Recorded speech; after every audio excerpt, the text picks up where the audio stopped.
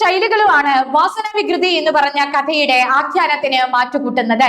അപ്പം നമുക്ക് പരീക്ഷയ്ക്ക് ചോദിക്കും അതില് പ്രത്യേകമായിട്ടുള്ള ശൈലി എന്തൊക്കെ, പഴഞ്ചൊല്ലുകൾ എന്തൊക്കെയെന്ന്. ഒന്നാമത്തേത് ദ്വേതാനാരായണീയം എന്ന് പട്ടേരി പറഞ്ഞതുപോലെ എന്നുള്ള പ്രയോഗമാണ്. മേൽപ്പത്തൂർ നാരായണ ഭട്ടതിരി നാരായണനെ കുറിച്ച് എഴുതിയ നാരായണീയം, ഒരു നാരായണീയം എന്ന് പറഞ്ഞ കൃതി എഴുതി. ആരെ കുറിച്ച്? നാരായണനെ കുറിച്ച് അല്ലെ. ആ ഉത്കൃഷ്ട കാവ്യത്തെ രണ്ട് താവഴിയിലും കള്ളനാവാനുള്ള തന്റെ യോഗം ഇക്കണ്ടക്കുറിപ്പ് വിശദീകരിക്കുന്ന സന്ദർഭത്തില് പ്രയോഗിക്കുമ്പോൾ ആസ്വാദകനിൽ അത് സറ്ററിക്കലായിട്ടുള്ള ചിരി ഉണർത്തുകയാണ് ചെയ്യുന്നത്.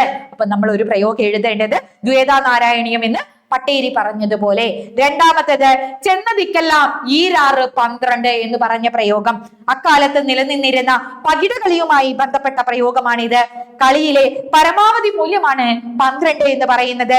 മോഷണവും കളിയും അതിലെ ഭാഗ്യ നിർഭാഗ്യങ്ങളും പറയാൻ ഉചിതമായ ചൊല്ല് തന്നെയാണ് കഥാകാരൻ തെരഞ്ഞെടുത്തത്. അപ്പൊ ചൊല്ലുകള് ശൈലികള് ചോദിക്കുമ്പോൾ ഈ രണ്ട് ചൊല്ലുകളാണ് നമ്മൾ പ്രധാനമായിട്ടും എഴുതേണ്ടത്.